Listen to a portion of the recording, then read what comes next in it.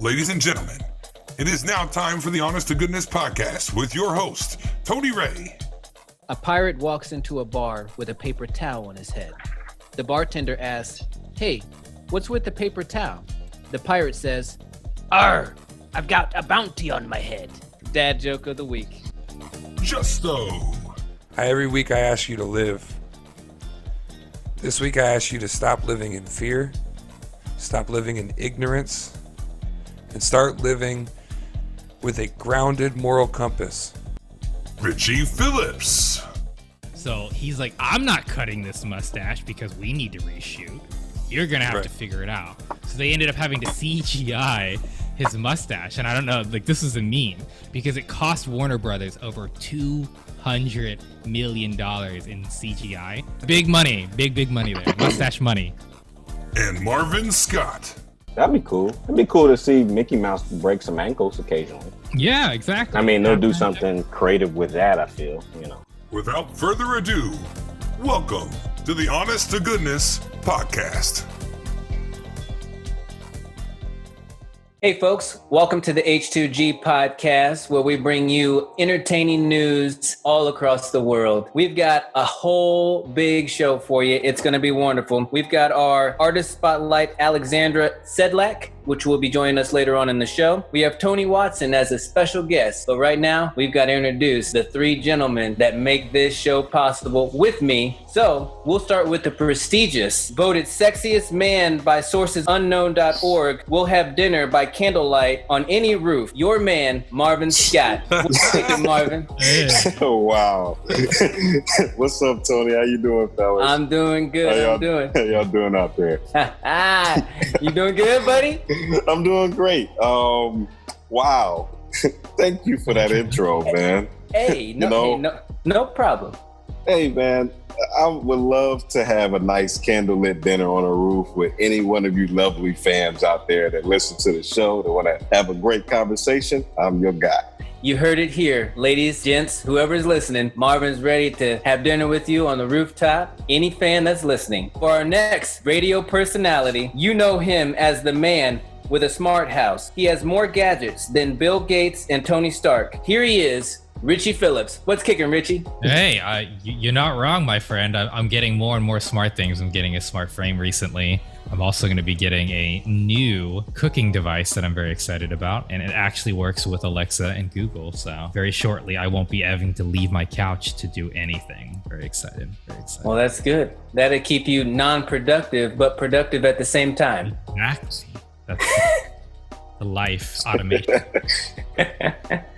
All right. Last but not least, we have the man of the hour. He is a toker of the truth. He is never dazed and confused. He sees through smoke clearly. He is living, laughing, and lasting. The man, Justo. What's going on, Justo? Man, you got to do the intros every week now. This is, that's awesome.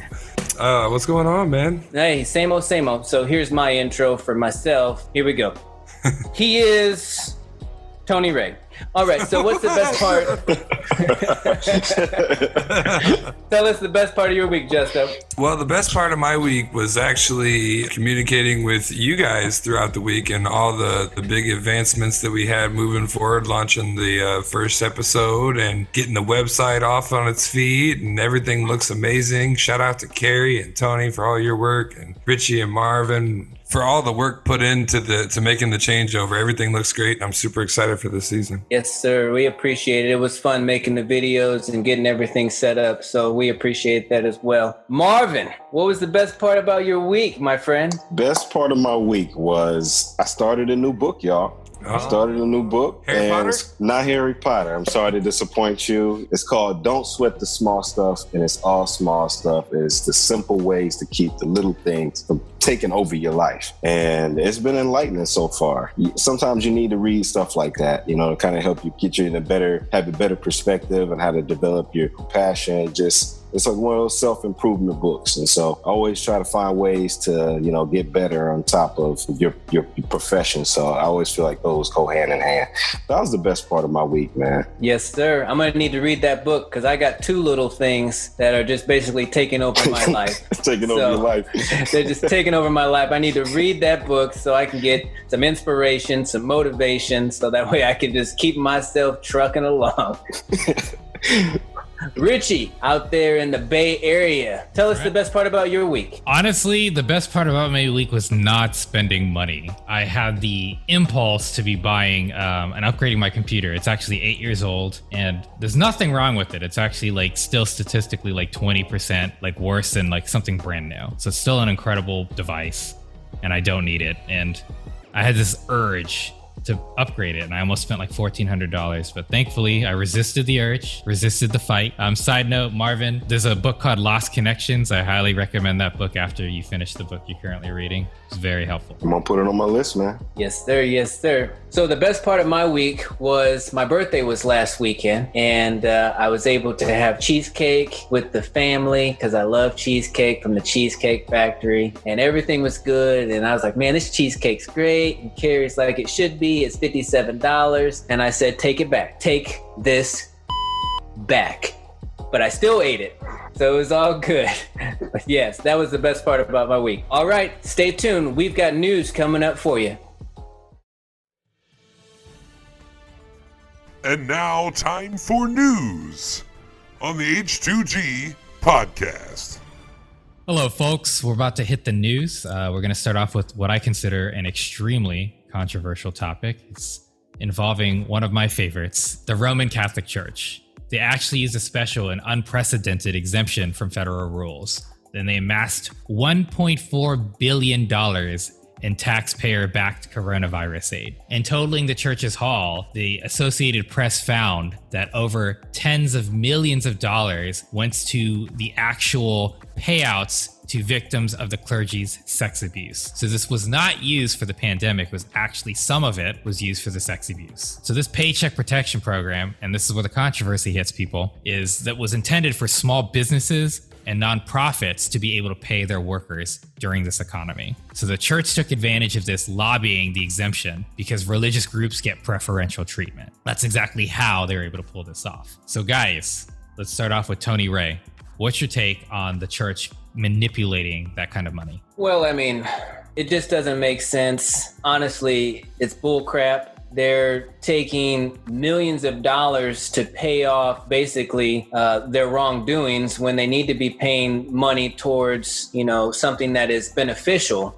Me personally, I really don't want to say too much because I'm really too hot to speak my mind, to be honest with you. But all in all, we all know that this is unacceptable and they shouldn't do it. Period. I think it's disgusting. It highlights the big picture, like Richie said, preferential religious groups getting special treatment. And when they're using money in the wrong place, not for the victims and to treat their own issues, it just highlights the big problem. And if you ask me, they're the problem. You can't exploit people, let alone, use funds in the wrong place, especially during a pandemic. So I think the church, to me, is completely in the wrong for this. Yeah, this is disgusting. And it's the crazy thing to me is it's been going on for so long. There's a great film to watch about this, actually, called Spotlight. If you check it out, it's about the Boston Globe and some of the uncovering that they did. But the main point is there was priests that were charged and the church didn't fire them, didn't do anything about it, but they moved them. Some of them even got promoted to places like the Vatican, like a promotion. So it just crazy to me. Yeah, I agree with you guys. My perspective, I'm not going to get into the allegations and the abuse. Justin did a great job already with that. My frustration beyond what Tony also said, which is they were taking essentially money that was supposed to be used for pandemic related reasons, and a portion of that was being used for their own misdoings as opposed to them using their own money for that. And my big issue is this is the last portion I said, non-profit organizations. These organizations are always doing things in the right as opposed to the Catholic Church. And more importantly, these people, they don't have the fundage to support their workers. Their workers already take pay cuts. right? They consistently do that. They could make money elsewhere. They choose to work for a nonprofit to do good in the world. And these types of organizations are getting crippled because of something like this. Tony, you had a story on Barbra Streisand. What's up? Yes, I have a feel-good story. Barbra Streisand, the legendary singer, gave Disney stock to George Floyd's 6-year-old daughter. The singer didn't post anything on social media. The news broke from a social account the mom had set up for the daughter. What do you guys think about the kindness of Barbra Streisand in a time such as this? Marvin? I think it's not only an amazing deed that she did, but I think it's also even more amazing when you can do something for someone and you don't need to have that publicized credit, where you don't go seek the credit from people, when you just know within your heart, within your soul, that you did something great for somebody. And not only that, but you help a little girl and realize, what she's fighting for. You've brightened this kid's future. Is basically what she did. And I really love what Barbra Streisand did, and more people should follow suit. Man, it's integrity. That's like really awesome to hear. Integrity, the definition of doing the right thing when no one's watching. And I think those are those kind of acts. I mean, she clearly revealed her humanity in that moment by she felt that she needed to reach out to the family and do something that would help. And that was one way to do it. That's really awesome. Yeah, I actually really appreciate these types of things. We actually talked about it with Floyd Mayweather, and he did something similar. And to what has already been spoken to, I really appreciate when people try to keep themselves out of it and they don't try to post this for clout or for,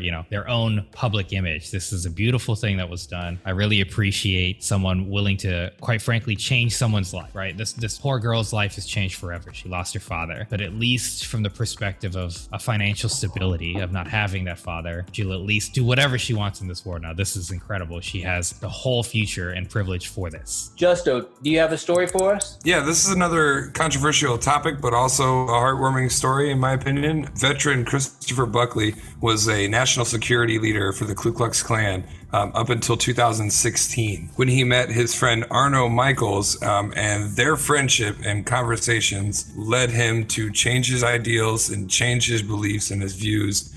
And he now spends all of his time focusing on his anti-hate mission he volunteers for. Tony, what do you think? Well, I mean, anything that happens in life, people's perspective can change, and you can change for the better. You could change for the worse. I'm glad that it happened for him, that it was on the other side of the coin, because I can't speak for him and I don't want to be in his mindset, but I do know that for you to have reformed yourself, to make yourself a better character than you were before, to kind of make the world a better place for yourself and for the people around you. I mean, I think it's a good story. I think it's a feel-good story. No, I completely agree. That's not always an easy thing to look inside yourself and, find that reformation. And I'm glad that he was able to get to that point of realization. And so I don't think it's, controversial at all. I think it's a heartwarming story. And I feel like that's a common theme nowadays is kind of self-help, getting to a point where you can be confident and say, I have these issues and I'm going to work on them. Yeah. Piggybacking off of Marvin, 100%. To me, that's why I actually recommended Lost Connections. It's we can talk about it at some other point, but I think self-help and understanding your own growth and growing as a person. I think understanding that he knew he had biases and he had prejudices, and he still decided to work on it and more actively work on it. Like, he went to Muslims and Black people and Hispanics and etc. So he really understood, I have a problem, and the only way I'm going to be able to address this is by engaging in the problem, not just slowly integrating and incorporating. He really went right into that community and in that culture to really learn. And I applaud somebody for that. That's very courageous. It's challenging to do so. Marvin, you have a story for us, don't you? I do. As you all know, during this pandemic, we're all doing our part, so we all expect our appointed leaders to do the same. Education Secretary Betsy DeVos said Sunday that the students have to get back in the classroom, calling the reopening of the nation's schools not a matter of if, but a matter of how. Schools can operate while keeping students, employees safe from the coronavirus, DeVos says, but said she wouldn't say whether they would adhere to the CDC guidelines. Nancy Pelosi objected to DeVos' statements. The president and his administration are messing with our health of our children, Pelosi said. So not only, fellas, do we have a classic case of common sense not being too common, I want to ask you guys a question. You guys think this is a good idea or reckless? Richie. I think this is absolutely reckless. And for people who think this is not real, wake up. This is absolutely real. And imagine if your child was going somewhere where they could potentially die. Yes, this is real, people. Would you want to send your child back to something where they could get sick and die? I would hope not. I would also hope you understand, to clarify, that you can actually get corona again. For those of you saying, oh, I hope I can just get it and get it over with. There's no getting over with COVID. This can occur again. It will occur again. And you need to social distance. You need to wear your masks. And if you are a parent, I strongly suggest you fight this as much as you can. Yeah, I mean, you said everything that needs to be said, to be honest with you. I mean, it's idiotic. The fact that people think that they could even try to remotely send these kids to school where they won't be sick, or let's come up with a way for it to be safe. There is no way for it to happen. We're just going to have to bite the bullet. It's unfortunate for these kids. They need to be educated. It's unfortunate for the people that need to work, that can't get out and do work, but you don't want to put people in harm's way. It doesn't make sense. They're being reckless, like Richie said. Just wake up. Yeah, man, I just watched Ohio State Council talking about whether or not, because of the population of students, they're like, well, we have to be 3 feet. The desks have to be 3 feet apart. And I'm like, why are we even talking about this? You know, the kids should not be going back to school right now. You said everything that needs to be said. I agree, man. It's absurdity. Parents,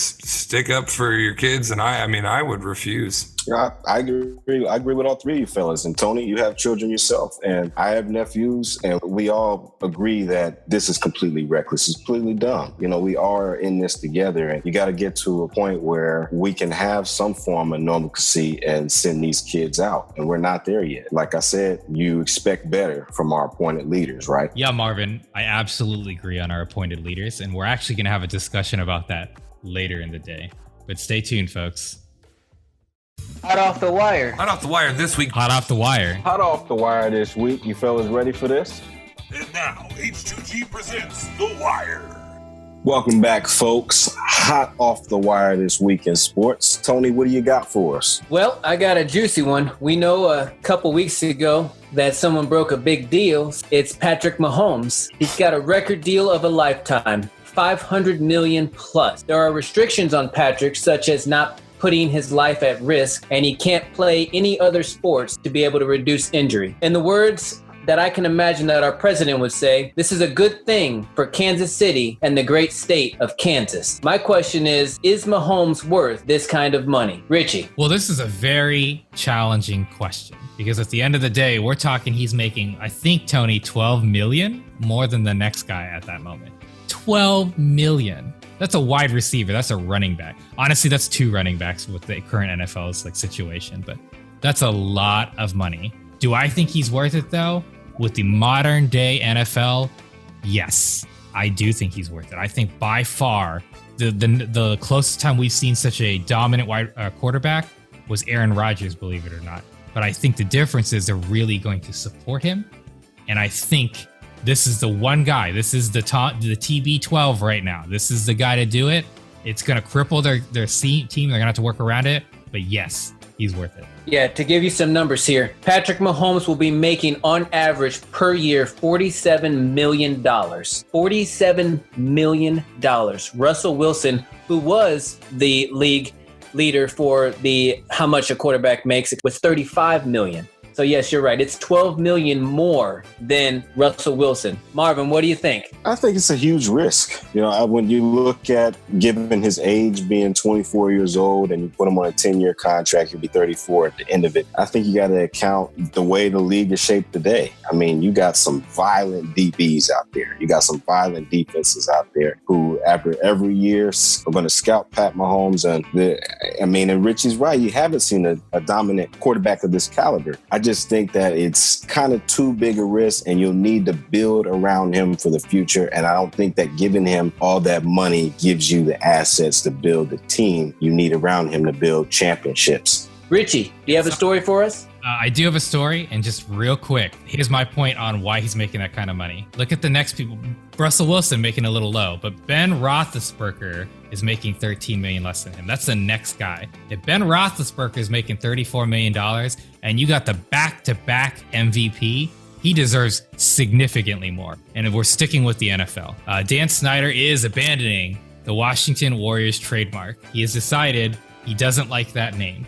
So a lot of people, just so you know, the fans were suggesting maybe Warriors, because that way it's kind of in the spirit, because they're trying to avoid using Native American imagery. So they're trying to think of what's something strong. So Warriors was ultimately the goal. That was in 2019. They've already been trying to slowly work towards a different name. So to give you guys some figures, it takes approximately 2 to 3 years to change a team's name. There's a lot of logoing. We're talking business cards in the stadiums with the jerseys, all the tags, emails, websites, etc. It's a long process. These guys, through public eye, have to change now. This is going to be extremely challenging. Now that the Warriors name is essentially nixed, what do they do? What do they come up with? Do you guys have any names? Do you have any ideas? What do you think the Washington blanks should do? Marvin. I think the people of Washington need to really discover what means the most to them in their city and then turn it into a name. I can't come up with anything at the moment, but I think something that means something to the people of Washington should translate to the name. You can look at the town, or, in my opinion, I would take a look inward at the team itself. What do you want this team to be? You're relabeling, you're renaming, you're getting rid of the old, you're looking at what you have now and looking forward, something that means something to the organization, not just the players, but everybody behind the scenes, everybody that's working for that organization, I agree with Marvin. I think it should be something that the city of Washington can collaborate on to come up with an idea of what the name should be. I don't have a name right here. I don't see anything wrong with Warrior. Warrior to me is somebody that is a fighter that can't go down, somebody that goes 15-1 in their rookie season and goes to 3 Super Bowls and wins 2, somebody that should be making somewhat close to $40 million a season just because of the caliber of who they are. That to me is what a Warrior is. So even though they might not like Warrior, I like Warrior as the name, but once again, it should be up to the city of Washington. We have more NFL stories, and Marvin's going to hit us with something with, a former Redskin, White Skin, whatever they're going to be called now, Deshaun Jackson. Philadelphia Eagles wide receiver Deshaun Jackson, Richie, found himself in hot water this week after sharing anti-Semitic quotes on social media over the weekend. 33-year-old posted a quote attributed to Adolf Hitler, which states, "White Jews will blackmail America, will extort America. Their plan for world domination won't work if Negroes know who they are." The quote is often used to support the theory that Hitler planned to launch a world war after his death to prevent black people in America to be oppressed by Jews. It also perpetuates a common far-right and anti-Semitic trope that Jewish people secretly control the world through financial and political clout. With a lot of controversy that seems to come out of Philadelphia, years ago, you saw the situation with Riley Cooper, now Deshaun Jackson. Tony, do you think there should be disciplinary action, or do you think this is just a matter of just misinformation? What you have here is you've got a person that has a point of view that tries to get their point of view across.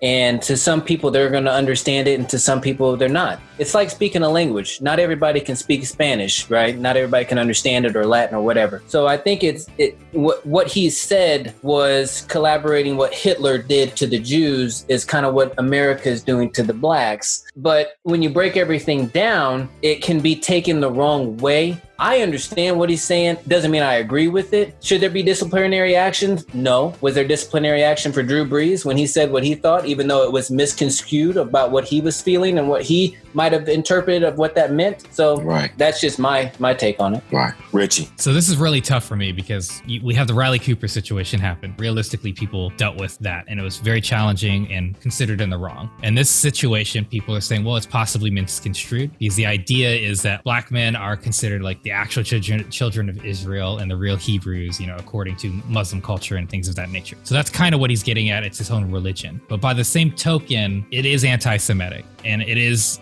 essentially implying something specific, that a particular type of people are oppressing another. It's very strong language. Religious or not, I'm usually not for those types of things. And I feel like there's other ways to articulate your point as a black man in America. So I'm not a fan of it personally. Justin, what you got for us, man? Yeah, so I'm sticking with the NFL this week as well. As the NFL plans for how to play through the coronavirus pandemic, the league distributed new game day protocols to teams on Wednesdays. As word spread, some of the rules, such as a ban on post-game jerseys, drew the attention of current and former players on social media, even though the NFL Players Association has already signed off on this policy. So I have a couple of the tweets with a couple of names here. I'll read them off and I'll just get some reactions from you guys about what these players are saying, and also your thoughts on restrictions such as no jersey swaps when we're playing a contact sport. At the end of the day, we're playing a contact sport with a disease that's out there that requires contact to contract. I have a tweet here from Richard Sherman. This is a perfect example of NFL thinking in a nutshell. Players can go engage in a full contact game and do it safely. However, it's deemed unsafe for them to exchange jerseys after the game. And he's got some emojis there. Melvin Gordon says, I get off Twitter for a couple hours and I come back to them telling us no jersey swaps. It's something every other day, dog. So Marvin, what are your thoughts here, man? This is a little ridiculous. It's kind of ass backwards. To me, you're going to have them go out and play a full contact game, but they can't exchange jerseys, or you can't come up with some kind of way to tell the players safely to do it. Just to tell them not to do it, I think that's just a little ridiculous. I just think this is petty as hell. Yeah, this doesn't make much sense to me at all. I mean, they're touching each other, they're yelling at each other, they're screaming at each other, they're breathing on each other. When they're down on the ground after you tackle somebody, you're spitting in people's faces. I mean, it's a contact sport, yet you can't give a jersey. This is as dumb and idiotic as someone stating that a 3-time Super Bowl quarterback might not be able to make the kind of money that they deserve to make. I mean, it's just crazy. It's mind-boggling. It blows my mind. You know, this week's been a week of the NFL. Realistically, I'd like to clarify there were some other rules that were changed, which is that fans can't be seated. Second, that they had to travel to the stadium via bus. They cannot fly, and that the media will not be allowed in the locker room. So overall, I agree with all these changes, except for obviously the jersey swap. Now, what I think the NFL was trying to do was to disassociate via visuals that people are exchanging and being close. Well, that's it for The Wire this week, folks. And coming up next, we have Game of the Week. Ladies and gentlemen, it's time for Game of the Week.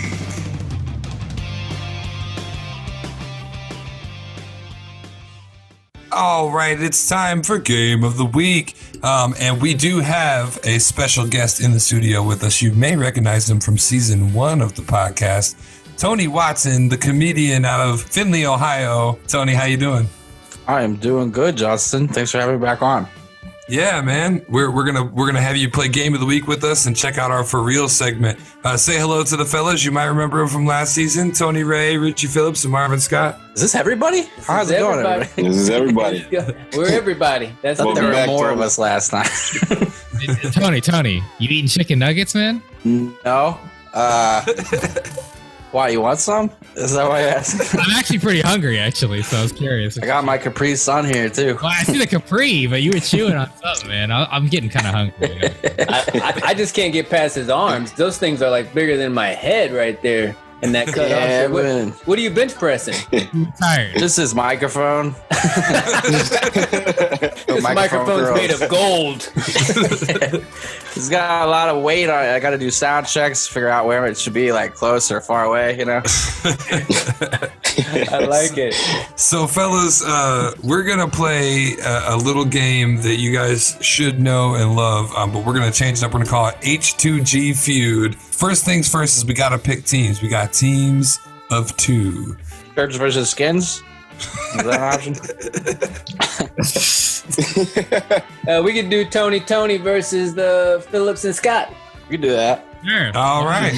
There we go. All right. So we got Team Tony squared and Richie and Marvin together on a team. The way this works is I will read a prompt and a representative from each team will compete to buzz off. So we don't have buzzers anymore, but what you guys can do is make the boop sound with your mouths. And whoever boops first will go. And what's the noise we got to make again? Boop. Okay. Boob. Boob. Got it. All right, so I need a representative from each team. I'll let Tony Watson go first. I got you. Okay. Richie, what you thinking?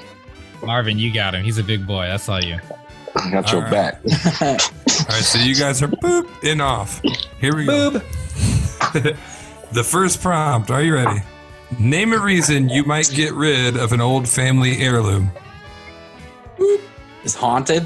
No, it's not on there. So Marvin and Richie will get to go first. Richie, name a reason you might get rid of an old family heirloom. You broke. It's on there. Damn. Sell/need money. This is hard without the big changing board.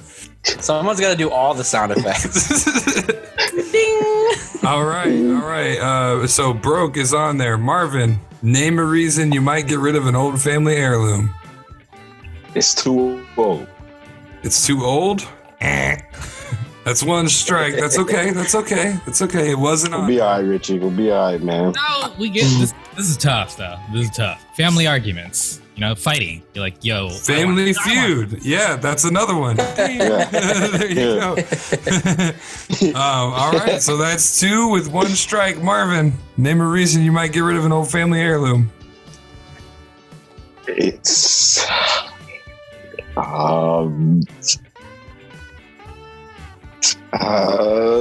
Is there a timer? That's a shit. It's dusty.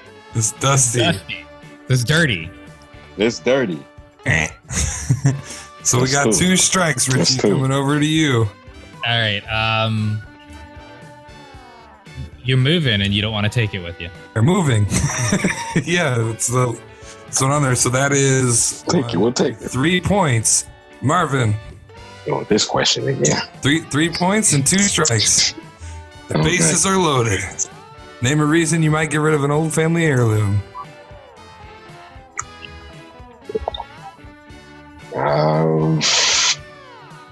New home. New home.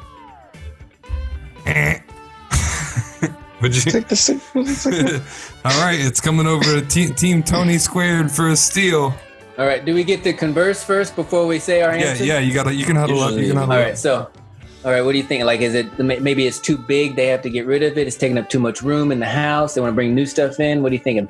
I think that could definitely be a possibility. Yeah, maybe they're trying to clean out some attic space or something. Okay. Yeah, we'll go with that. We'll go with it might be just taking up too much room. They got to get rid of it. Clearing up space. On there. No. So number 1 was it's broken. Number 2 was it's ugly. And number 3, with the only other one we didn't uncover, was divorce. Nice. All right. We're going to move into round 2. I need a representative, so it'll be Tony Ray and Richie booping on for this one. You ready? Yeah. Ready. All right. Where do kids nowadays spend most of their time? Boop. Oh, Richie? This is easy. On the internet. Internet is on there. So we're going back over to Marvin and Richie. Marvin, where do kids nowadays spend most of their time? Video games. Not on there. What? And I know, that is surprising that it wasn't, but it was voted on by 100 people, and that was not one. These people suck. Right, that is kind of weird. They real. Who are these people? It is what it is. Marvin, it's not your fault. That's a right answer in our book. Okay, these are old people because the video game didn't work. So I'm just going to say The Room. The Room was actually the number 1 answer. Marvin, where do kids nowadays spend most of their time? This is easy, y'all. Phone. It's not on there. It's not updated in 2019. So, I mean, we're not these questions aren't that old. There were cell phones in 2019. Well, this is some bull boop. Richie. Okay. I'm going to go with computer. I said room. Video games didn't work, but computer. We already said internet. So, no. So you're not going to count it. All right. Well, then we'll just count that as wrong. It's fine. And that's 3 strikes. We're going to head over to Team Tony squared. All right, T. What are you thinking? I feel like school is too obvious of an answer, but I feel like that's pretty accurate though. Where do kids spend most of their time? I can't think of anything. I'm not a kid anymore. Yeah, it's been a while. All right, we need an answer. I'm gonna go school. I feel like school was on there. School was the number 2 answer. Yes! Yeah, got one. Team Tony Square. We're on the board. They steal. All right, so with that, we are tied 3-3, moving into round 3. Got your boopers ready? Yep. Tell me something many people do just once a week. Beep. Richie. Laundry. Laundry is on there. Damn it. I felt that in my bones. Going back over to Team Marvin and Richie. Marvin, tell me something people do just once a week. Run. Run is not on there. Marvin, these people so old. sorry. They don't run. People don't do nothing. They don't do anything. Richie, you got another one? Once a week. These people old. Church. Church is the number 1 answer. That's 2 number 1 answers for Richie. All right, so 2 points and 1 strike. You doing okay, Marvin? You ready? Mm-hmm. Well, tell me something many people do just once a week. Read. Read. Okay. Read is not. All right. Oh, man. I didn't make the list, I promise. No, I'm not mad at you. I said these old people should. Old people. Richie. Groceries. Groceries is the number 2 answer. You actually have the number 1 through 3 answers unveiled. Wow. So 3 points and 2 strikes. Doing good. Marvin, once a week, what are they doing? Marvin, night. Old and they lazy. Date night. Ooh. Eat out is on there. Well, Hey. there we go. That's 4 points. Richie Phillips. Like, I feel like I understand these people now. It took me a minute. They're old and they're lazy and they don't do anything. So we know if the laundry was only once, I'm going to go with they only clean the house once a week. Clean house is the number 4 answer. So you've got 5 points so far out of a possible 6. Marvin, tell me something many people do just once a week.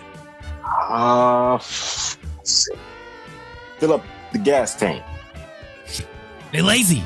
Show me fill up the gas tank. Ah. All right, No. guess nobody needs gas in. No. Nobody reads nor need gas. Some people do have to fill it up daily. That's because they choose to drive those beasts, though. People do. Guess so. All right, so you guys have a chance to steal, and this is a big steal. That would This be is tough, six though. I mean, six what- in total points if you could steal, and it would mean a 6-point lead. Can you do a recap of what's up there already? Yes, we have church, groceries, laundry, clean house, and eat out. I'm trying to think of what I do once a week. Remember, they're old though. Clear. Right. That's true.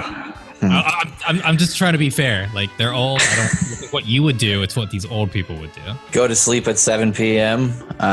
Sleep in. Hey, sleep in sounds good. Sleep in is the 6th and final answer. Yeah. Team Yeah. Tony Squared comes from That's so behind weird. with a you 6-point lead. This current you score. The joke might not have worked, but the answer worked, and that's all that matters. Oh my god! As soon as you said sleep, I was like, "What?" And then I was like, "Sleep in." Oh my Oh my god. gosh! All Is that all of them? What a turn of events. That is the 3rd and final round. You two are heading on for, and it's appropriate. And this works out because Tony, last week, Tony Ray, you were crowned a champion. Yes? I believe so. The anything champion. And that title is now on the line. Tony versus Tony in a championship round of H2G Feud. Can I just say something though before we start? I think it's funny that we won and we only answered 2 questions right. That's hilarious to me. That's how it worked last year. Or I should say last season. I'm sorry. Marvin, I tried my best, man. You did not. But we're working on it. I forgive you. All right, so for the fast money round, are you ready? I am ready. All right, here we go. Name something that breaks down.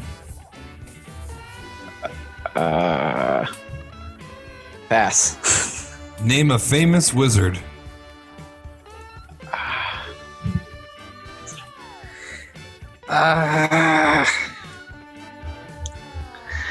Haggard. We asked 100 men if you were dating a woman, how much weight could she gain between dates without you noticing? 10 pounds. Okay. I don't know why I didn't say Harry Potter. So we've got 2 answers, and we will calculate the rights and wrongs of that. We're going to have to send you on to the waiting room. All right, man? All right, yep. All right, so we have Tony Ray back in the studio here. Tony, are you ready for the championship round here? I guess. Let's get it going. All right, we have 30 seconds on the clock, and the first question is, name something that breaks down. A car. Name a famous wizard. Dumbledore.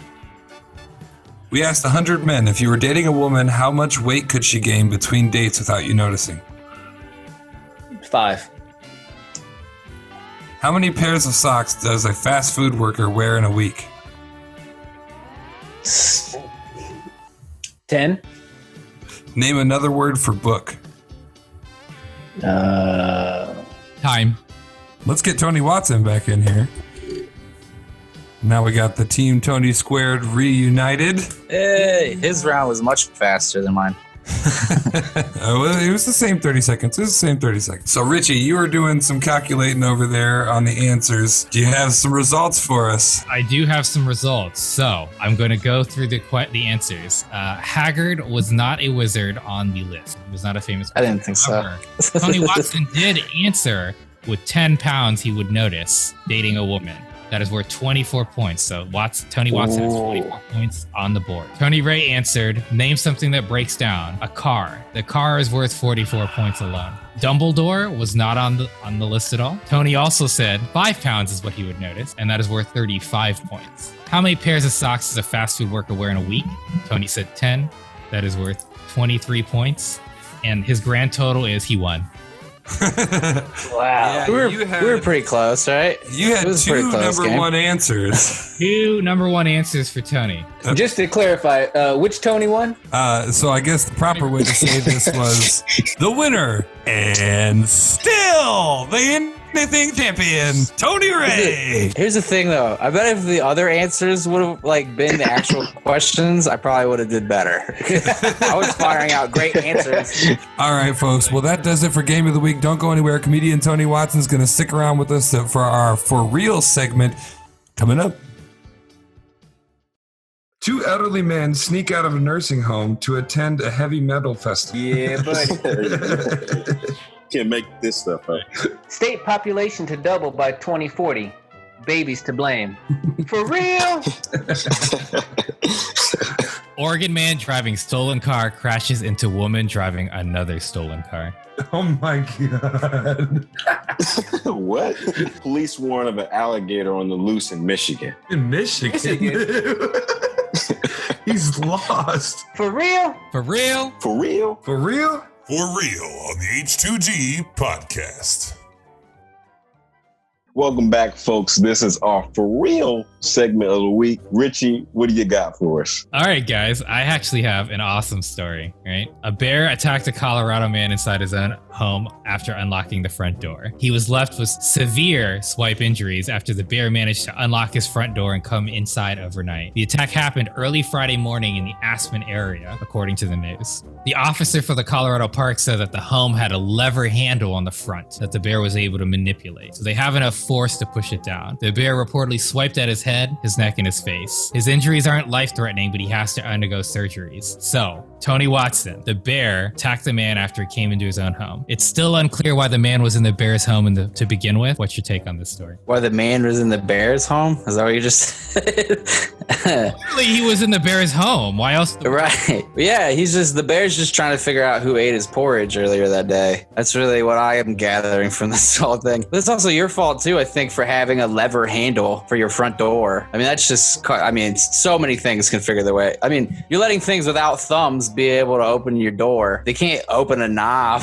You're kind of just asking for it at that point. I mean, yeah, I agree with Tony Watson. I mean, when you have a lever as a door handle, you pretty much can let a giraffe come in. I mean, he can use his neck. A frog can use its tongue to get into the door. I mean, so many things can get in. This bear totally got into his house and and quite frankly, I think the house belongs to the bear now. So my question is there anything in the story about the bear knocking and announcing himself 15 seconds before entering the home? No, there was not. Clearly entered his own home. Oh my gosh. Just a catastrophe. Hey, Rich, you said this wasn't even in the wilderness. This was in Aspen. It's the mountain area, right? Aspen Mountain, Colorado area where bears are frequently at. Okay. Tony, that's the response of a black man right there. You heard it right there? An Australian trucker managed to fight off a highly venomous snake while doing 70 miles per hour along a busy road. Police in Queensland pulled over a 27-year-old man around 5 p.m. when they believed he was speeding. But when questioned, the driver, who gave his name as Jimmy, claimed he had been desperately trying to defend himself against a snake that got into his truck. The eastern brown snake, which is one of the deadliest snakes in the world, tried to wrap itself around him as he drove along, but he managed to keep it at bay with his seatbelt with a knife, as he told police. Video recorded on one of the officer's body cams captured him saying, "I'm driving along at 100 and I just broke the brake, moved my legs around and it started to wrap around me. His head just started striking at the chair between my legs. Luckily, he escaped the ordeal without being bitten, but the adrenaline meant he wasn't sure enough what happened. He said to the officers, 'I think it had bitten me, but I was in the car. You can feel my heart, mate. It was pretty terrifying. I'd never been so happy to see red and blue lights.'" What do you guys think, fellas? I mean, is this a matter of adrenaline, panic, fear? I mean, how did you not know that this snake got into the truck? I'm just curious, if when you get pulled over with a snake in your truck, if that is considered a weapon by the officer, or if you have to I don't know. But it scares me. That's why I'm not going to Australia ever. The fact that a snake is able to just sneak into your truck, it's horrifying to me. I can't even survive when there's a fly in my front seat. So you saw snakes on a plane too? Yeah, that's why I don't fly. Because of the off chance that somehow becomes true, Right. Richie. If I were that man, it's so easy to reflect and say, oh, maybe just slow down and fight the snake. But at the same time, who am I to judge, man? Like Tony said, when there's bees and flies in my place, I go crazy. I remember one time I was driving to school, Wright State actually, and I had a bee in the back of the car. And I didn't think logically either. I didn't stop or anything like that. I just tried to kill it while I was driving on the highway. So I have a clear train of thought, totally can relate, and I'm glad the guy didn't get bit, I guess. I don't know. Hopefully it's confirmed whether the snake existed or not, or if he was on shrooms, who knows? Tony, what you think, man? My brain went completely on the other side because I don't know if the snake exists, and I'm just trying to fathom going down driving and, you're playing with your snake that's venomous, and the cops see this and try to pull you over, and then you have to make up this random story that there's an actual snake that's trying to bite you because you wanted to, wax the dolphin or whatever you want to do while you're driving. That's the way my brain took it. But who knows, mate? I don't know. You think they have trucker code names for that? I know they have 10-4 and chicken coop and all. I don't know the terms, but probably one for that. I got an interesting one for you guys. So I want Gwyneth Paltrow as my mom. Did you guys hear she bought a boob puzzle for her 14-year-old son for real? I guess this teaches him at a young age the different shapes and styles of the boob. Whatever happened to shapes and colors? ABC, 1, 2, 3 for learning. The world is changing. You're still learning those things like 36A, 32B, 34 double D. But for real? Tell me what you think about this story, Richie. Oh boy. Tony, one man's treasure is another man's trash. I actually applaud this. I would love to learn cup sizes and understanding all that before really having to delve into it. On the plus side with this whole puzzle situation, at least he doesn't have to pay for these bras. Those things are really expensive. Side note, guys, if you didn't know that. Holy crap, especially when you start getting into the double D range, as Tony mentioned. I actually applaud her. I mean, who wants to see elves and gnomes and weird stuff like that? Let's see some real stuff. Good job, Gwyneth. I'm just kind of curious what's going on in her household. There's got boob puzzles, she's got vagina candles, and it's just a weird situation going on over there, But I mean, that'd be a quick way to get me into puzzles. You know what I'm saying? I'm not a big puzzle guy, but I don't know how many pieces there would need to be, depending on the cup size or anything. But Oh my God, yes. Oh, I agree with you 100%. That's awesome. Marvin, tell us what your mindset is. Oh man, winning is original. That is really innovative. I gotta tell you, I agree with Tony. If that is one way you can bring me, draw me in with puzzles and riddles, and educating me on the cup sizes, I'm all with it. Last but not least, Justo. School is so much cooler now. Man, that's awesome. So I got a story for everybody. Going back to the animal side of things, no animals were harmed in the writing of this story, I don't think. A Florida woman has filed a lawsuit seeking either a paternity test on her goats or a refund, and she's not kidding. Chris Hedstrom filed the suit against her neighbor, Heather Daner, last month, seeking DNA for the goats she purchased from her. Hedstrom paid $900 for 5 Nigerian dwarf goats in December. According to the lawsuit, Hedstrom believes the goats, and their names are Bella, Gigi, Rosie, Zelda, and Marco, could be registered with the American Dairy Goat Association, a group that records goat pedigrees, and registered goats have higher values. Daner, who has been selling goats for 10 years, always provides the information to her clients. What are your thoughts on all of this stalking and harassing and now lawsuit that Chris Hedstrom is putting on Mrs. Daner? Should the authorities get involved to keep Hedstrom off of her back, or should they take the goats to Maury? I mean, clearly it has to be taken to Maury at this point. This is 3 months he's been reporting for trespassing on this farm, right? So clearly she hasn't been, she doesn't want a refund. She wants her goats.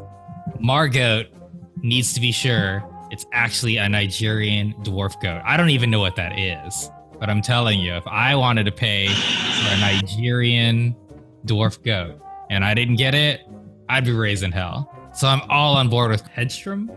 I'm down. Go to Maury, get your goat money. I was going to take an educated guess based off the names that they're not Nigerian goats. Those sound like the whitest goats I've ever heard of. I don't even know why it matters, really, though. I mean, it's a goat's a goat at the end of the day. I don't really know the difference between them. I mean, if you showed me a Nigerian goat and an American goat, I'd be like, hey, they're both goats. I don't know what I'm supposed to notice here. Nah, I completely agree. There's no such thing as a Nigerian goat to me. If you put a goat from anywhere in America, anywhere, any continent, same to me. Excuse me, same stuff. But I will say that I agree with Richie. Take it to Maury, take it to Ricky Lake, do what you got to do. Get your goat, man. Oh, Jesus. Okay. We need some birth certificates for these Nigerian goats. We need proof. We need something. I need a paternity test. Take this to Maury. Let's go. Let's get this taken care of. Wow. I love this. This is amazing. That's all I got to say. All right. Well, I want to thank you, Tony Watson, for joining us and playing our game of the week and hanging out for real with us. We'd love to have you back on the show. It's always a pleasure having you. Thank you, man. This is fun. Thank you, Tony Watson, for helping me win yet again.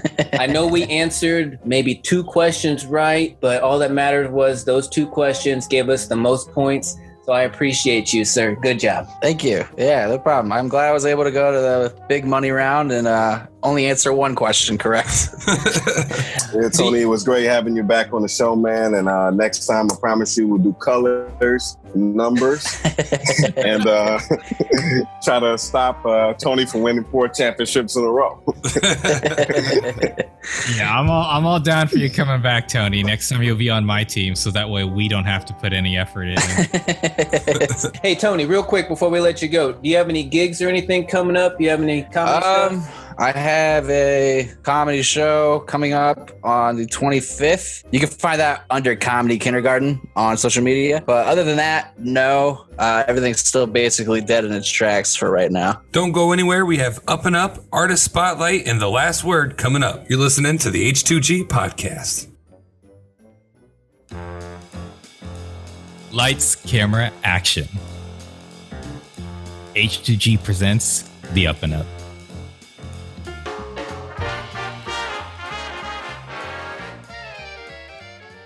What's going on, everybody? It's time for the Up and Up, where we talk about the entertainment industry. And Richie, I hear you got some juicy news for us. Yeah, I actually do. It's pretty crazy. Let's just say that Johnny Depp says feces in bed was last straw for marriage. In court, Johnny said he was embittered because Amber Heard claims she abused her, and it turned him from going into Cinderella to Quasimodo. He said their marriage broke down for good after an incident he accused Heard or her friend of in defecating in their bed. He said it was an oddly fitting end to the relationship. He gave evidence in this libel case showing that the volatile relationship during her birthday happened with 3 or 4 large feces in their bed. The defecation, Depp believes, was convinced that it was a person. He said it was not left by a 3 or 4 pound dog. The 3 to 4 pieces of feces was either misheard or one of her cohorts during her birthday. He laughed at the absurd incident with one text message referring to her as Amber Turd. So Marvin, what do you take on this whole Amber Turd situation? Well, it sounds to me like she needs some serious psychiatric care. For anyone to defecate in someone's bed, I mean, that's just taking it to a whole nother level of low. This has signs of crazy written all over it. Johnny Depp probably should have got out of this situation a long time ago. She just seems like she needs a lot of help, like Marvin said. We weren't there, I don't know, but it smells pretty fishy to me. I'm just going to comment real quick, guys, that we do not know if the allegations that Amber Heard have brought to light about being abused are true. So let's just say if they are true, one could easily understand actions such as those. So I'm not going to comment on those types of things. I'm also not going to comment on the validity of whether or not Johnny did do this, right? Because this is a very serious situation. I think this is definitely something that we have to be careful of. And as a group, we don't know what happened. All we can assume is that on some level, someone took a in that bed at the end of the day. All right, so it's been reported and then the news has been out there, so everyone knows that Kanye West says he's going to run for president. Can we take this serious? One day you're in love with Trump, the next day you dislike his tactics and his wording. My question is, what kind of president would Kanye be, and would we vote for him? Because he's all over the place with his mindset, and just like Trump's all over the place with his mindset. So we're going to go to Marvin. Tell me what you feel about President Kanye West. That's how I feel about it, because I don't take him seriously, not one iota. You know, when you come out and you say slavery's a choice and you wear the very hat represents racist rhetoric, no one's going to take you seriously, especially I don't think anyone on any level. And it's too late at this point. You know, he's not done enough educating himself on any movement, on any policy, anything. I just don't take this seriously at all. And he should just go sit down. I think this is an arrogant move. As much as I used to love him as a musician, after seeing who he is as a person, I no longer listen to his music and I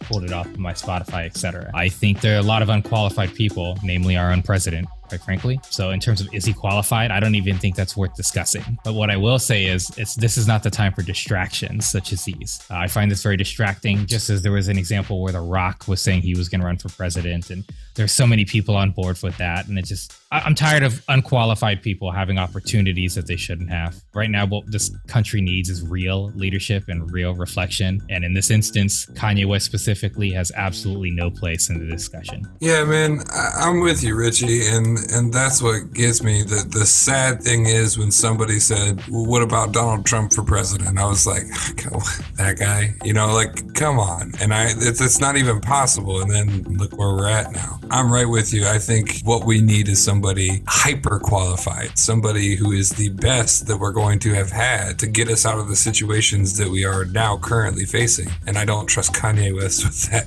As we all know, Will Smith has been catching it a lot lately. And he's been catching it a lot lately between his friends. 50 Cent posted a private message between himself and Will Smith Saturday morning where he is seen asking Will about the latest edition of the Facebook Watch series, Red Table Talk. The episode found Will and Jada discussing their entanglement with August Alsina, while the couple were privately separated. Changing the tone of the exchange, the Queen rapper added, she said she can give permission for somebody to blow her back out, to which Will responded with a simple FU50. Richie, I want to kind of start with you on this one. What do you think of this whole term entanglement and her choice of words, using that to describe her affair and what Will's going through now? What you think, man? I think it's quite frankly disgusting. I've been trying to wrap my head around it. I don't want to necessarily go with affair because my understanding is they were both separated. You can see it in Will Smith's face when she starts discussing it. So clearly, even though they were separated, there was no discussion of being involved with other people. And quite frankly, hearing the word entanglement and seeing how Jada tried to describe that, it reminds me of my toxic ex, as a matter of fact. And I think this is a word she would love to pick up and will probably continue to use. For people who are like that and who do think that way, it's very disgusting to see it on Will Smith's face, and honestly to see their little, bad marriage for life little joke they try to do at the end. It's not cool. Even for Will Smith, he's trying his best. He's a great guy from what I understand. But bottom line is don't advocate bad marriages like they were doing. It's not, I don't like it. Yeah, I mean, I was always under the notion that they had a specific type of relationship anyway that was pretty much open. So I was a little thrown off. I mean, there's just rumors about that, so there's no concrete evidence. So I don't want to mislead people to say that that's exactly what it was. But I'm just saying from my thought process, I thought that that's where they were. So you wouldn't be upset if news like this broke.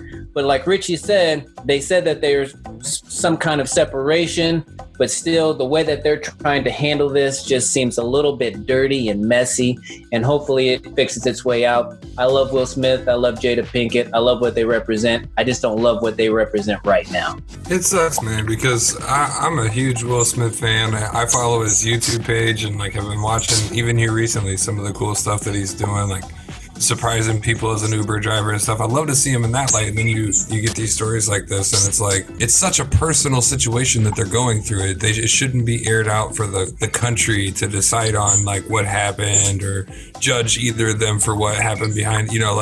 They already have to deal with that within their own relationship, and that's one of the hardest things they're ever going to go through. So why are we making it harder for them consistently? It doesn't make sense to me. So I was looking for entertainment news, and this story popped up, and it brought a topic to mind. It says Chris Evans and Lily James enjoy a sweet ice cream outing. So if you don't know Lily James, she's Cinderella. She was in the Pride and Prejudice and Zombies, Mamma Mia, Baby Driver, fantastic actress. And then Chris Evans, of course, Captain America, The Losers, Fantastic Four, things like that. While I'm happy for them, when I see stories like this, my first thought is, can we get up out of their business? You know what I mean? It's what do you? I want to get your guys' thoughts on paparazzi and how invading they are to the celebrities and how hard it makes life on them, just because this is the profession they chose. When you live a certain type of lifestyle, it's okay for people to just butt into whatever you're doing, whenever you're doing it. And then that's why we get to these stories, and then we have to talk about it. And it's well, what do you think about this? And what do you think about the fact that they met up for ice cream, or Will and Jada, or Patrick Mahomes is out spending his $500 million going go-karting? It's we've got bigger things to talk about and issues, yet here we are talking about them, right? So it's one of those things. People need their own privacy, and I think sometimes when you butt into other people's lifestyle, it kind of promotes something, and then people think that that's okay, and really sometimes it's not. I'm gonna go with the other spectrum, to be honest. You're a public figure, and at the end of the day, it's something you sign up for whether you want to or not. You can be as reclusive as you want to be, but the bottom line is, when you're an athlete, or when you're a superstar, when you're a politician, when you're in the public eye, it can go very bad. Princess Diana is a prime example of that. And obviously on the level and peak interest of public figures and their popularity, that is what's saddening, like Tony had mentioned. I would much rather people focus on the news, but the bottom line is people don't want to hear the news. They want to hear these things, and it's unfortunate. I wish them the best. If they want to be a couple, that's great. And, hopefully that will succeed. And hopefully this has nothing to hamper on that. We're all in agreement, fellas. I can't say enough good things about Will Smith. The actor he's done, the humanitarian work that he's done, the philanthropy, all that aside, he doesn't deserve the bashing in the media. And like Richie said earlier, while all this is going on, when Tony mentioned Kanye West running for president and Will and Jada, I want everyone to keep this in mind just for one moment. Breonna Taylor's officers that killed her haven't been arrested yet. Bottom line, this shit is just distractions. That was the Up and Up H2G Podcast.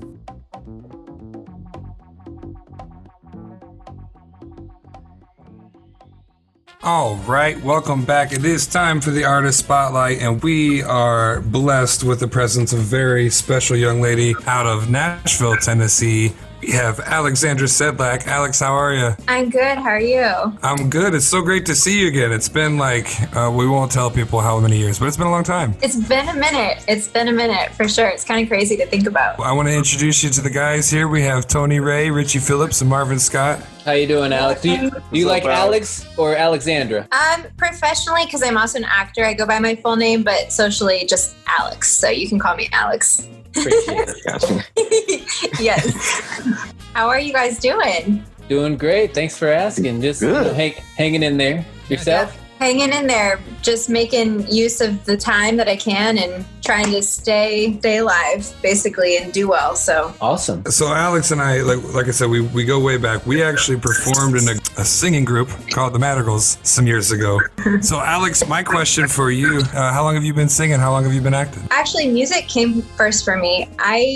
I started singing, as far as I can think back, like 4 years old or so. And I started taking vocal lessons before I could actually read. So my vocal coach, when I was like 5, she actually taught me how to read while I was like learning proper vocal habits and stuff. And then I was always terrified of acting. Like for some reason, it caused me so much anxiety to think about that. And then they kind of went hand in hand, and I got into that probably like a couple of years after I started singing and eventually fell in love with that. Never thought that would be like as prominent as it is in my life right now as far as a career path, but it's something that comes naturally to me and I really love it for sure.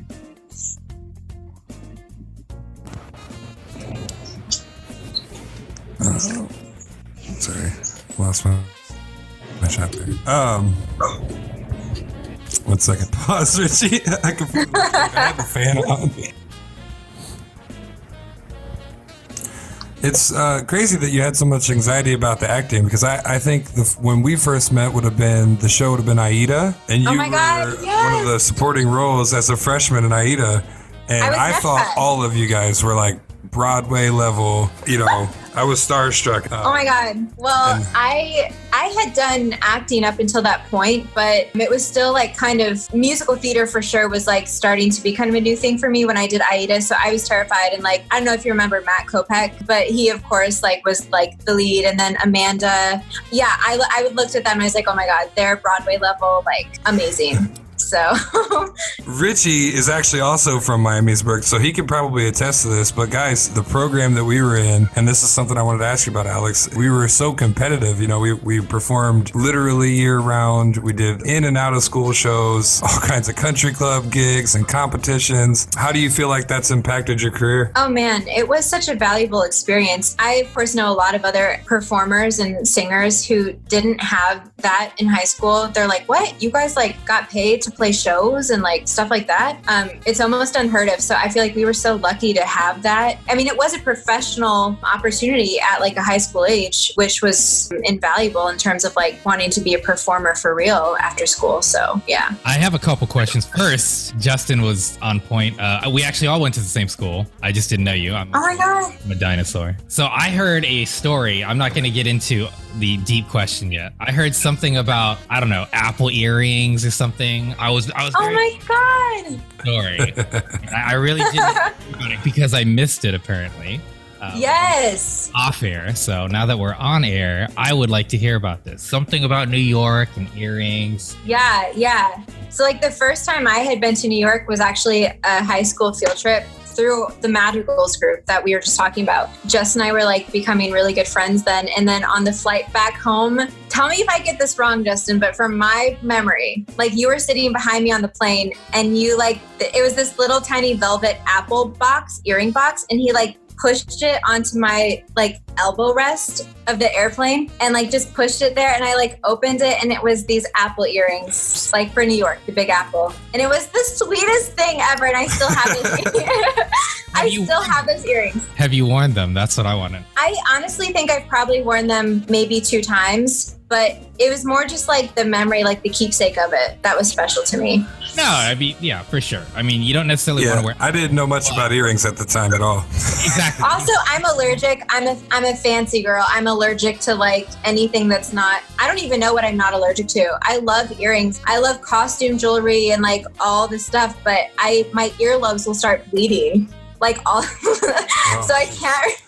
It's like a little violent, so I can't get away with wearing like just anything when it comes to jewelry, but I do love them. So Justo bought you earrings that make your ears bleed? That's exactly what I'm saying. So he was trying to weed out the competition at this competitive high school, it sounds like. Yeah, pretty much. I love how you like connected those dots. That was perfect. Hey, that's why I'm here. No, so Alex, I had a couple of questions for you. So first thing, how was your experience being here in New York? I mean, the first time I went to New York, that had been a long time coming. I always knew I wanted to like live in New York. And at the time I thought I wanted to be a Broadway actress and like the whole thing. And I actually ended up getting a full ride scholarship to a school in New York, but it was like 5 hours from the city or something. And I either wanted to be in the city in that energy or nothing, which looking back, I maybe would have done some things differently, but I love New York. I want to go back so bad. I think about it every day. I still think that there's going to be some like show or like contract that takes me out there. I just feel it. And so I definitely want to live there at some point in my life, even if it's just a short period of time. Nice. So you and Justin got to make that trip out here again. I know. We got to go out there. Maybe we'll go together again and we'll just like all meet up and have a New York experience. Right. You better get us some earrings that don't hurt her this time, Justin. Yeah, gotta get the platinum zirconia. I'll have her pick them out this time. What is the precious metal that doesn't make your ears bleed? Justin needs to know that. Everyone tells me it's supposed to be 14 karat gold or sterling silver, but I swear to you, sometimes even I wear those and I have problems. But more often than not, it's like, just has to be higher quality, I guess. What can I say? Okay. So Alex, I've got a couple questions for you. Yeah.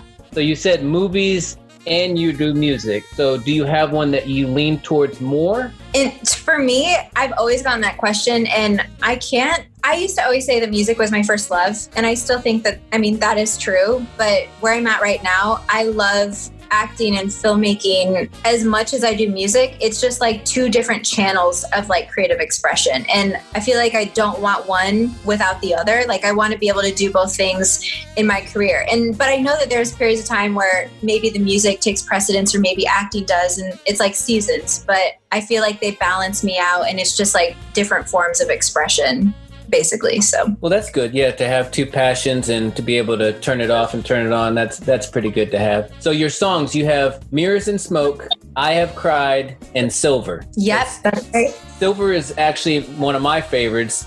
My question to you is, which one of your originals is your favorite, if you have one, and why? That's a hard question to answer because I have 2 favorites for 2 different reasons. If I'm just going off my gut instinct, my favorite is Mirrors and Smoke just because all of my 90s rock dreams came true with that. What I was wanting production-wise, it really popped for me, and I went through a few different production styles of that song, and we were just not hitting it on the nail on the head, and then the last one we got was exactly what I was going for. So I love it for that reason, but then I've Cried is a favorite for me just because of how personal it is. It just like breaks my heart every time I hear it. Sometimes I can't even listen to it. So in that way, that was really cathartic for me, and that's a favorite too. If you could have dinner with 3 people, dead or alive, who would they be and why? Oh God. Do they have to be like famous people or just whoever? I mean, It could be anybody. It could be Marvin, Justo, Richie, me. It could be anybody.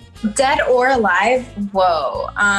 Okay, I'm just gonna try and not think too hard about this. John Lennon. Nice. Oh, this is tough. My brother, because my brother passed away, and I know he's with me all the time, but it obviously be great to sit down to a meal again. So that's an obvious choice for me. And then this is really hard, but I'm just, for some reason, my gut is telling me to say Jimi Hendrix. So I guess that's what I'm gonna go with. All right. I like those. That's very cool. Yeah. And it would change all the time, but like that's kind of what I'm feeling in the moment, I guess. So Alex, Mirrors and Smoke, we're going to play that here on the show. Could you give us a little background on the song? yeah, so Mirrors and Smoke is a song that I wrote with a co-writer. She's a good friend of mine, Angie Gonzalez, here in Nashville. We met in a songwriting circle here in town and then kind of branched off and wrote this song together. When I got to her house, we were just kind of talking about past relationships and how toxic they were. And we definitely bonded over that. Angie's like amazing at guitar, so she had this guitar lick that she already had on hand, and she just started playing it. And then from there, the lyrics and melody just really flowed from that point. It was super easy to write with her, and the song just kind of wrote itself. So yeah. Awesome. Well, without further ado, on the H2G podcast, here is Mirrors and Smoke by Alexandra Sedlak.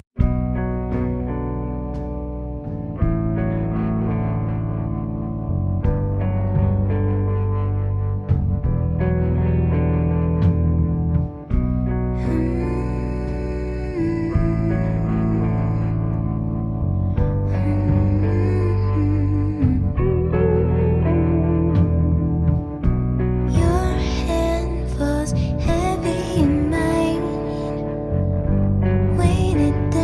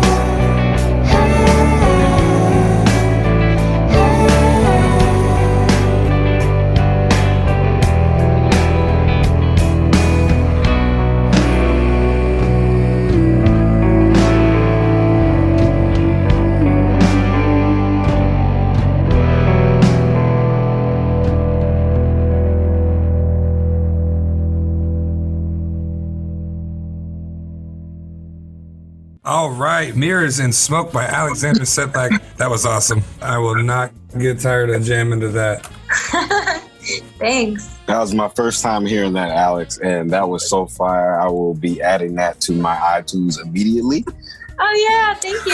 That's awesome.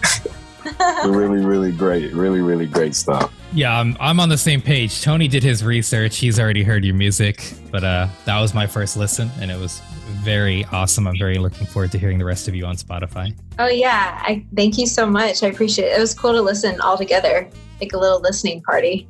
It was so good. But I have a question for you. The lyrics in there said, "I don't need your love. It wasn't right." Can you tell me? Can you tell me where that came from? What did that all involve? From my personal experience, where that line came from. If you want to indulge us, you can, but you don't have to. It's just It could just be the meaning of the lyric. Oh yeah, that lyric just stood out to me listening to it. I was just like, man, that's deep. It wasn't right. So like the whole concept of mirrors and smoke is cool because it's a double meaning thing. And I got to like explore that visually with the music video as far as like the car, the mirrors and the glass breaking. But the whole idea of like you can be with someone and convince yourself that they're this one person, you know? And then even with all of the signs and all of the situations, you know, that show you otherwise, you still are just kind of blinded by like your love for them and like the whole mirrors and smoke thing. Smoke and mirrors is how people normally say it, I guess, but I kind of flipped it. But yeah, that's where that comes from, is like just realizing when you're on the other side of a relationship, you can look back and see it for what it was. But when you're in it, it's really hard to see like the truth in a way. Very powerful stuff. Just for the listeners, it's Alexandra Sedlak, Mirrors and Smoke. Make sure you see the video on YouTube because it is magical. Great job. I love it. Thank you so much. Oh yeah, thanks. Alex, so thinking back to all those years ago when we were in practice rooms and in rehearsal after rehearsal, did you ever see that turning into the full-time thing? And then what would you say to those kids that are in practice rooms right now? What would you say to encourage them to move forward?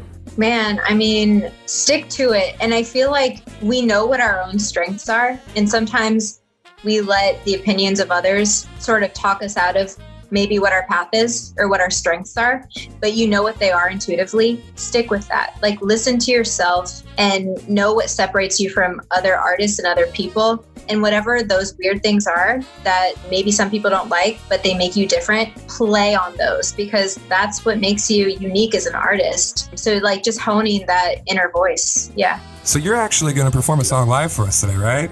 Yeah, I guess so. I'm going to do it. It's not one of my singles that I have released yet, but it's one that I am going to record finally pretty soon. And it's a song I wrote back in 2012. So I've had it around for a really long time. And in some ways it deviates from how I write now, like production and how I'm sort of playing with it and changing it up. I'm kind of like breathing new life into it. So yeah. All right. So live on the H2G Podcast Artist Spotlight, we have Alexandra Sedlak. Cool. This song is called Crime.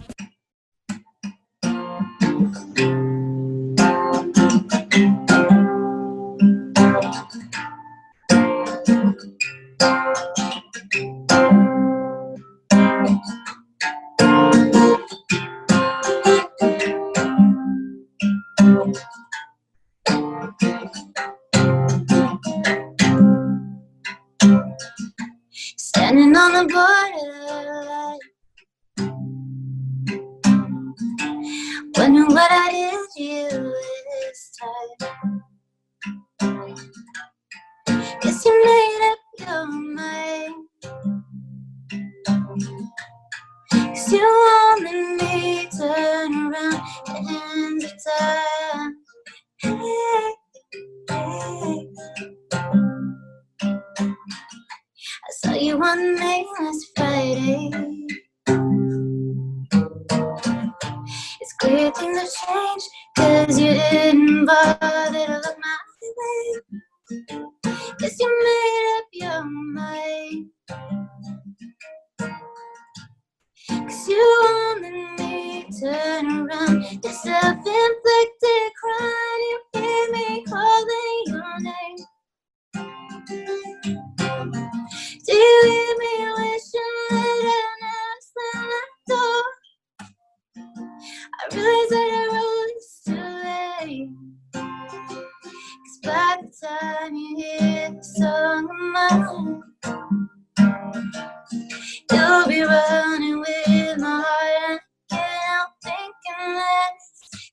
such a crime. Hey,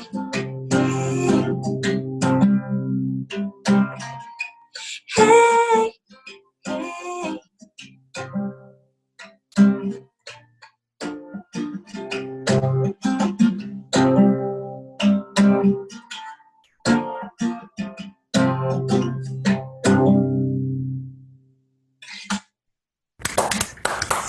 Yeah. That's it. Alex, you're spoiling us today. Yeah. We're spoiled. We're spoiled. Yes. Oh, I feel love like you it's guys. so criminal I much. had to wait this long, you know? Like that was beautiful. Yes. I think Richie told the truth. I might have a new favorite. Aw. See, he told you he was gonna be happy regardless. Hey, boy, oh boy, that was good. I love it. Oh, She wasn't thank you gonna. so much. She wasn't gonna let you down. Oh, man. I love the vibrato in her voice too. It's just like boom, boom, dropping the mic.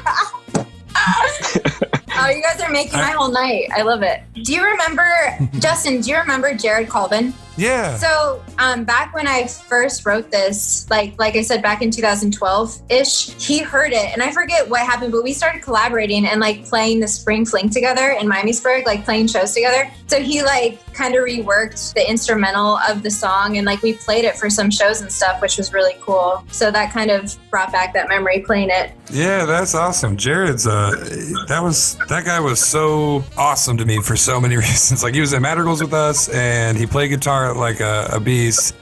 And Yeah. he was a killer football player. Yeah, I played at his wedding, which was like one of the coolest things ever. And he's just a super great guy. But when he played this, he's so good at guitar. So he's playing all this intricate, like romantic, beautiful sounding stuff, and which was cool for what we were doing. But like when I'm doing it just by myself, it's a little rough and like whatever, rough and dirty. But I love Jared. He's a cool guy. He's still playing music, I think. So Who cares? What you just played was fire. Don't worry about it. Yeah, that was awesome.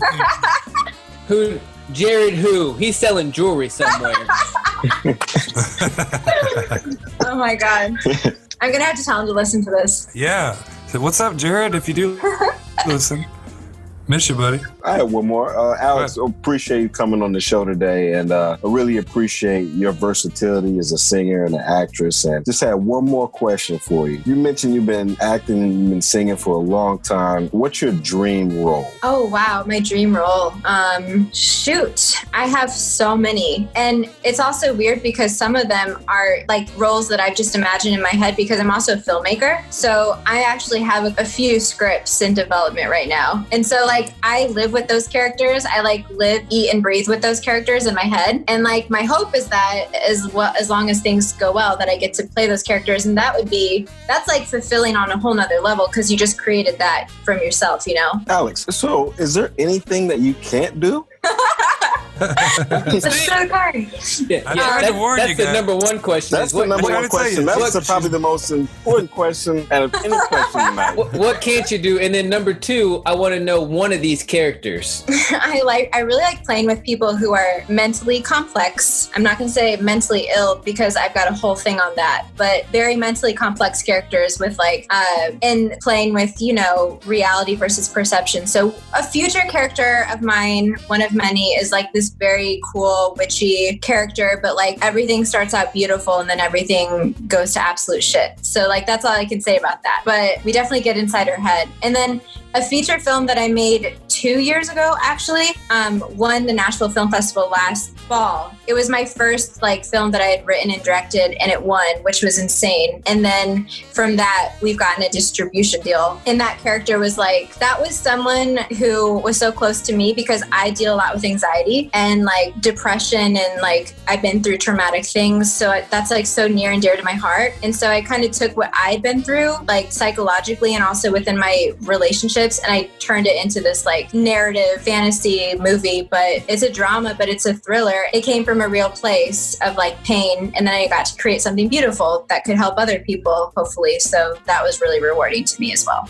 Well, Alex, I definitely want to thank you for coming on the show, having some fun with us. One of the things that I admire about all of your work, and I've seen it in your acting and in your music, is kind of what you mentioned, how you come from that place of pain that so many of us and so many people have felt. You express it in such a way that can bring happiness to people. So I want to thank you for that, and thank you for being you and being on the show. Can't wait to see you again. Yeah, Alex, I just wanted to say thank you. I really loved doing my research to find out a little bit more about you and the songs that you have out. It's so inspirational to see the drive and hunger that you have, and it inspires me to do better and be better. And I think a lot of people are going to get that and take that from you. So thanks for being on the show. I appreciate it so much. Oh, thanks for having me. It's been a blast. Yeah, Alex, I just wanted to thank you as well. I honestly had a rough week that this show's been kind of the saving grace. And honestly, meeting you was really fun. You're such a wonderful person. You're a lot of fun. I feel like you fit in the group, which is why I'm glad to hopefully see you in, I don't know, 2 months, give or take. We'll see. Yes.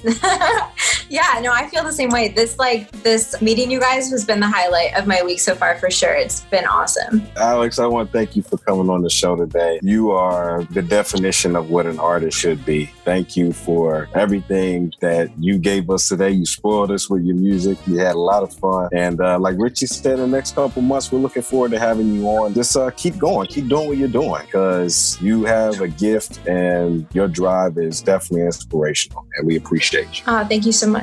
I appreciate you guys too. Now, in the spirit of H2G, Alex has actually prepared a last word, so I'll kick it over to you, Alex, for the last word on the artist spotlight here. Cool. Yeah, I started telling you guys a little bit, but maybe it's a part of getting older and just reflecting, and also this time, what's happening in the world right now has been a very introspective time for all of us, I think. But I've been thinking back on a lot of my mentors and what they meant to me and what I learned from them and my own life experiences, and what I would say to my younger self if I could go back. And basically, like, thinking back to high school and that time, I was such a perfectionist, and I had to have the perfect grades and do all the things and be a part of everything. And that was great because I could teach myself that if I set goals, I could reach those goals, and I could be disciplined and focused and all of those sorts of things. But sometimes that perfectionism can distract you from your path or from your passion or what you want to be doing, just because we think we have to do things a certain way, whether that's going to school or doing what your parents want you to do for a living or what your friends think you should do. And so that kind of plays into what I was saying earlier, just like listen to yourself, understand who you are, what your passions are, what your skills are, what makes you you, what lights you up, follow that, like stay on that path and don't get distracted or do things just because you feel like you're obligated to or you should.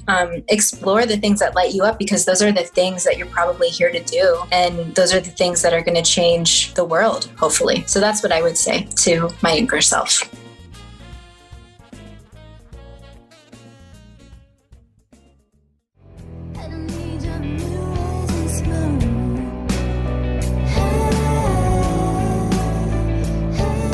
Hey, I'm Alexandra Sedlak. You can find my music on Spotify, iTunes, Amazon Music, pretty much anywhere. You can also find me on Instagram, of course. My handle is just my name, Alexandra Sedlak. Looking forward, I'm looking to put out an album, hopefully soon, within the next year. And my first feature film that I co-wrote and co-directed, Trigger, will be released to the public here shortly. I'm hoping, cross fingers, within the next few months. Look out for that as well. It's called Trigger.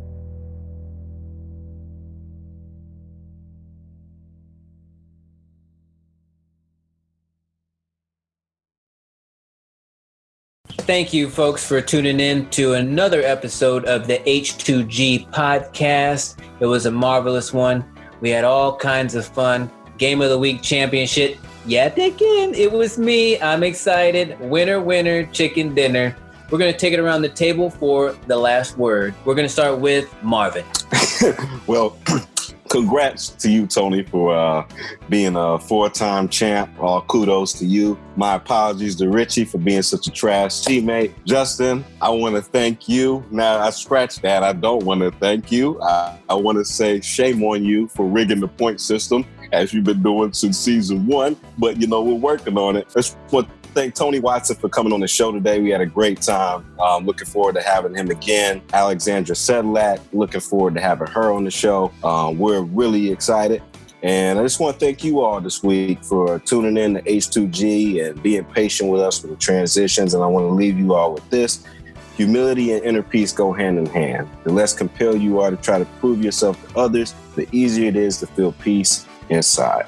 Well, another great show, lots of good conversation. I want to thank Tony Watson for joining us during Game of the Week. I want to thank Alex for gracing us with her talents. Super excited for the guests that we have joining us next week. My word to you going forward this week, there's a lot of talk about whether or not you should or shouldn't be wearing a mask or observing the virus. Please remember, as we said earlier, this virus is real, and that's my last word this week. And as always, live, laugh, love like it's your last. Thank you, Justo, for that. Richie. Honestly, guys, like I was telling you before the show, it wasn't really a great week for me. I was having a hard time and trying to power through the show, but Tony really brought some life to it. So thank you, Tony Watson, for coming on there. Marvin, you were a great teammate. That's not what I was implying. I was implying Tony did nothing. That's what I was implying. And yet Tony is our two-time back-to-back Le Champion. So congratulations, Tony Ray. You are still the champ. I'd also like to thank our lovely guest, Alexandra. She was wonderful, has an amazing voice, and please continue to support her and Tony Watson in their future careers. And honestly, guys, on this note, I just like to say, appreciate you guys for the show. This was one of those rough weeks for me. I don't really have any sentiments outside of that. So thanks for coming along the show. Thank you, Richie. I appreciate it. Sorry that it's a rough week, but I'm glad that you were able to join us along with you, Marvin, and you as well, Justo. And you said it, two-time champion, so I appreciate that. I'm not making $45 million, but I'm a two-time champion, so I'll take that. Thanks for the listeners for tuning in to the H2G Podcast. Don't forget to check out Alexandra Sedlak on YouTube and Facebook. I'd like to thank her for coming on the show. Big shout out to Tony Watson for gracing us with his presence. Another one bites the dust. Second show down. Moving on to the next. Thank you to the three of you. And my last word is love. Love yourself, love others, and reach out to those that might not know that you love them. And that's the H2G Podcast. We'll see you next week.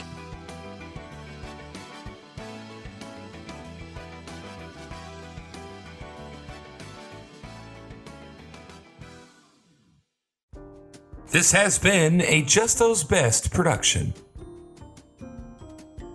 Thank you for listening.